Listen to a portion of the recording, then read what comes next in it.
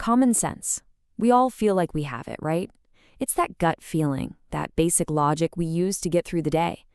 But what if that thing we all lean on isn't so common? And, a lot of the time, not very sensible at all. Today, we're going to deconstruct common sense. You've got this famous quote from the philosopher René Descartes, way back in 1637. And you gotta admit, it's a really nice thought, isn't it? This idea that deep down, we all have this shared ability to know what's what. It kind of suggests we're all starting from the same place, intellectually speaking. Okay, but here's the big question that kicks this whole thing off. What if that simple, shared idea is just wrong? What if common sense is actually incredibly complicated, often flawed, and has a super controversial history? What if some of the smartest people who ever lived couldn't even agree on what it is? Well, that's where we're headed. All right, so let's really dig into Descartes' optimistic idea. Is common sense really the best shared thing? Let's pull back the curtain and see what's actually going on. This really gets right to the heart of it. On the one hand, you have the myth, the idea we're all sold, that common sense is this simple, trustworthy guide. But the reality? Whoa.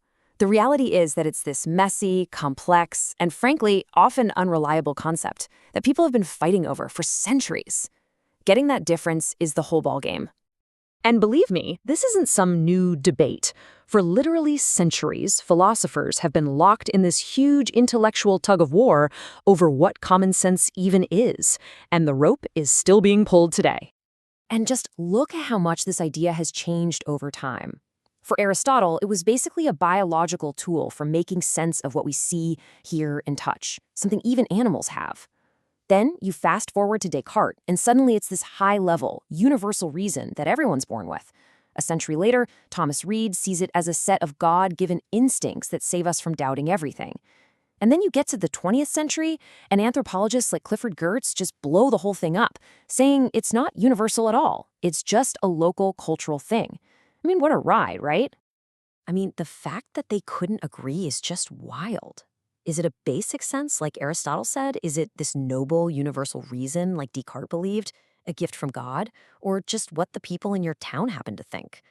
For thousands of years, the biggest brains on the planet couldn't even nail down a definition. That right there should tell you something's up. But okay, this isn't just some dusty old philosophical argument. All of that confusion and debate has spilled right into our world today, where common sense has become a powerful weapon on the political battlefield. And honestly, the stakes have never been higher. In politics today, claiming you're the one with common sense is a massive power move. You see it here, where Donald Trump basically claims his entire party has a monopoly on it. What that does is it frames their policies not as ideas to be debated, but as obvious, self-evident truths. It's a really smart, and you could argue really dangerous, way to frame an argument.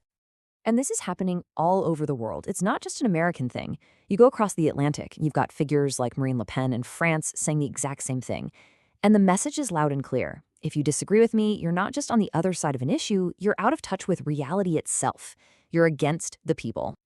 So critics actually have a name for this tactic. They call it a democratic countersense. The idea is that by saying your position is just common sense, you can shut down any real conversation.